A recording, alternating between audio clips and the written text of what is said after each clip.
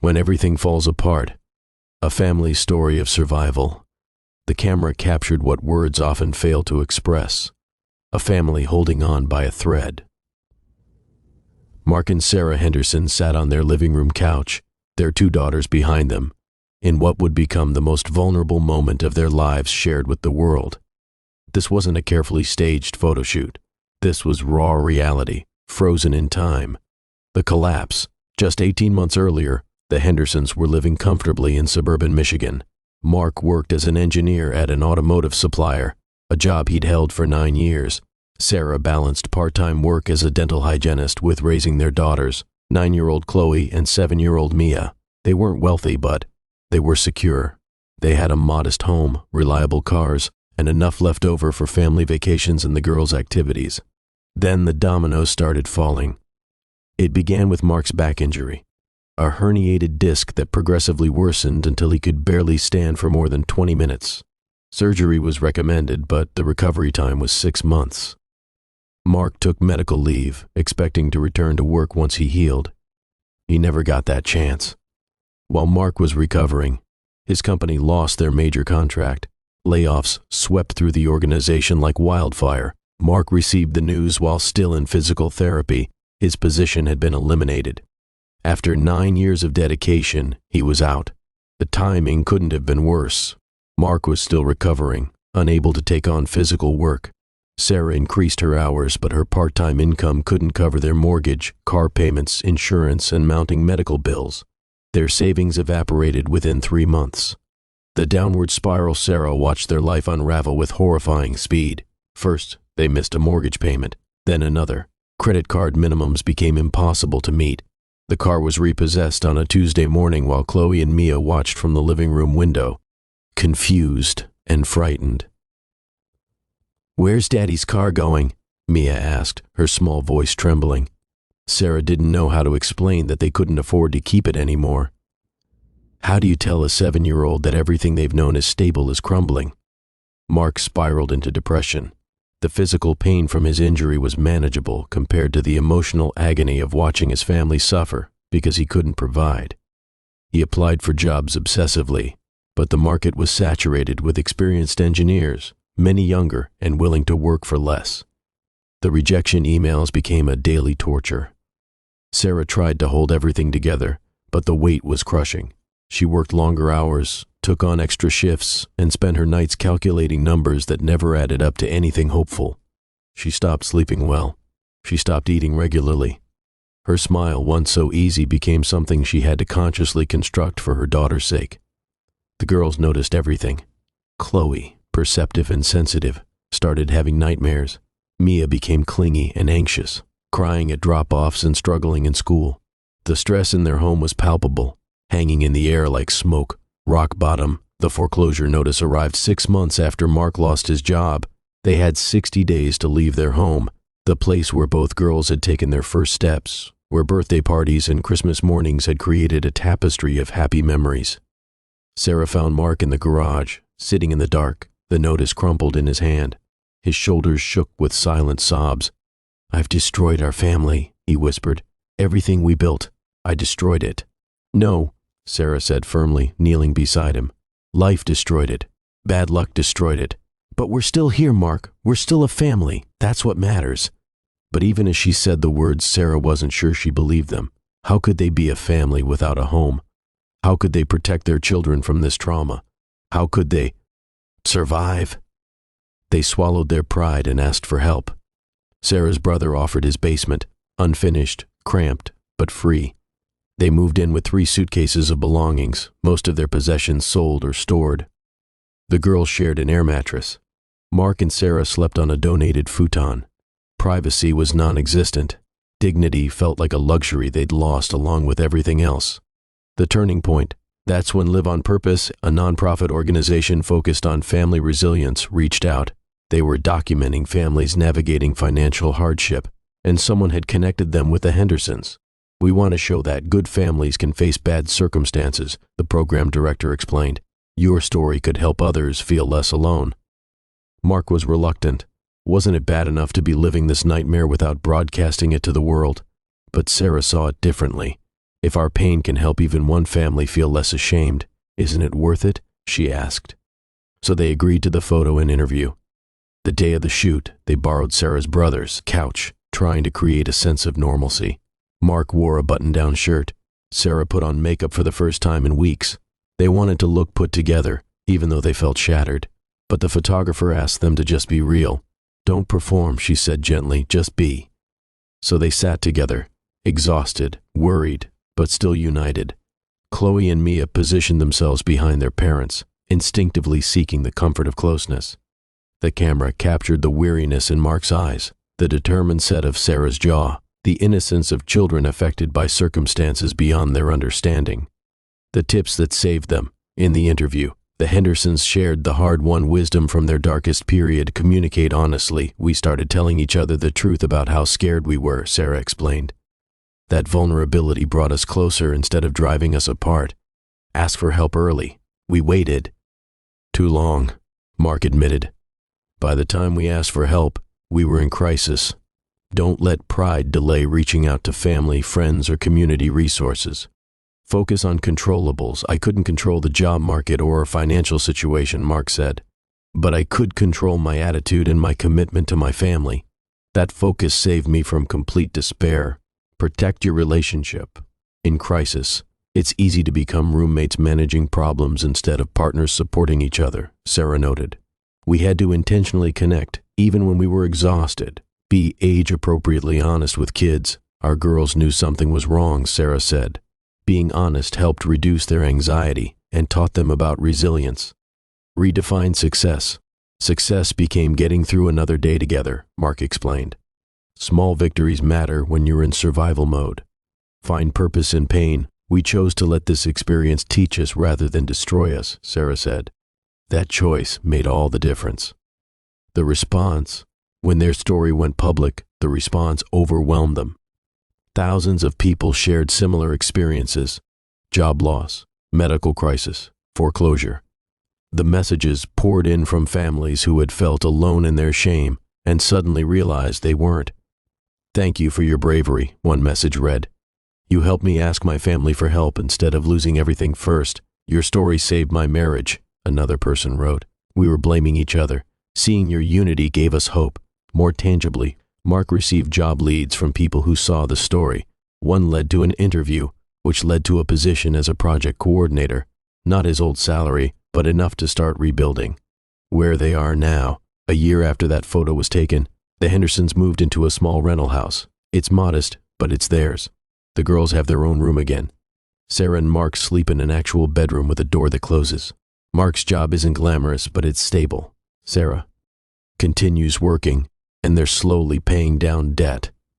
They'll probably never own a home again, at least not for many years. Their credit is damaged, their savings non-existent, their retirement plans derailed. But they're together, they're surviving, and slowly, carefully, they're beginning to believe in the possibility of thriving again. Chloe still worries more than a 10-year-old should. Mia has separation anxiety. Mark battles depression. Sarah struggles with financial PTSD, panicking at unexpected expenses. Recovery isn't linear or complete. The scars remain, but so does the love. So does the resilience. So does the family that refused to break, even when everything else did. The message: if the Hendersons could speak to families in crisis today, they would say this: you are not alone. You are not failures. Your struggle doesn't define your worth or your family's value. Ask for help. Be honest with each other. Focus on what you can control. Celebrate small victories. Choose purpose over victimhood. These tips won't solve all your problems. They won't pay your bills or eliminate your stress, but they might help you survive with your family intact, your dignity preserved, and your hope still flickering. And sometimes survival is enough. Sometimes survival is everything. The photo of the Henderson family remains a powerful testament to the strength of ordinary people facing extraordinary hardship. Behind the weary eyes and brave faces is a story that thousands of American families live every day, a story of loss, struggle, perseverance, and the enduring power of family love. They didn't choose this struggle, but they chose how to face it. That choice changed everything. Richard's hand moved slowly across the table and closed the black box. withdrawing it as if Thomas had proven himself unworthy of its contents. His face had gone gray, older somehow, and for a moment Thomas felt a stab of guilt so sharp it nearly made him take it all back. "I see," Richard said. "And does your mother know about this revelation?" "She knows. She's known for years, actually. She was the one who encouraged me to tell you, to stop living a lie." Something flickered across Richard's face. Betrayal, maybe, or hurt that his wife had kept this secret. Of course she did. Of course she would encourage you to destroy everything we've built. "I'm not destroying anything, Dad. I'm just choosing a different life than the one you planned for me." "There's no difference, Thomas. To me, those are the same thing." Their food arrived, delivered by a different server this time. Emma had wisely passed them off to someone else. The ribeye sat in front of Richard, perfectly cooked, expensive, exactly what he'd ordered every time they'd come here for the past 28 years.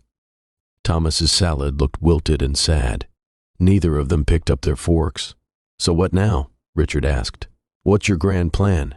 You walk away from the firm, from your family, from everything you've ever known, and then what? You and this Marcus," he said the name like it hurt his teeth, "you're going to do what exactly?" "Live," Thomas said simply. "Just live. Figure it out as we go. Maybe I'll teach, maybe I'll write, maybe I'll find something I'm actually passionate about instead of something I'm supposed to be passionate about." "You sound like a child."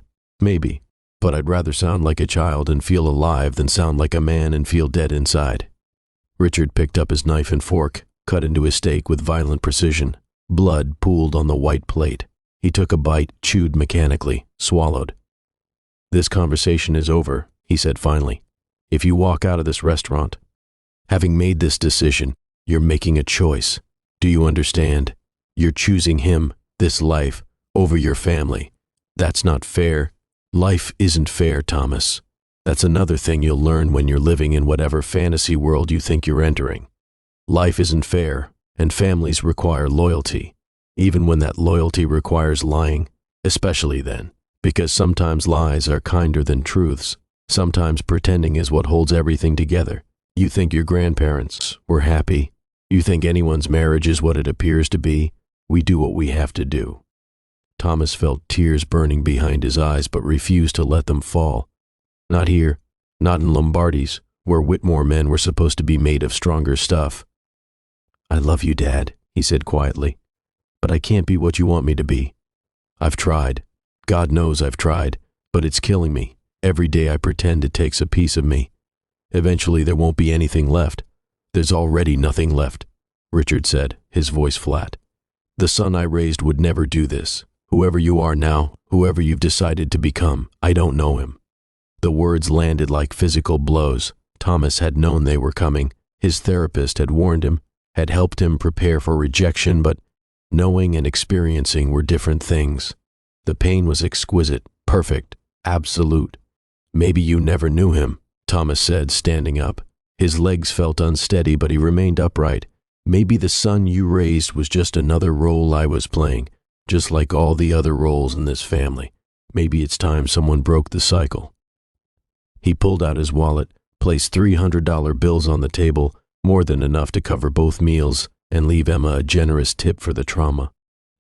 Richard didn't look at the money, didn't look at Thomas.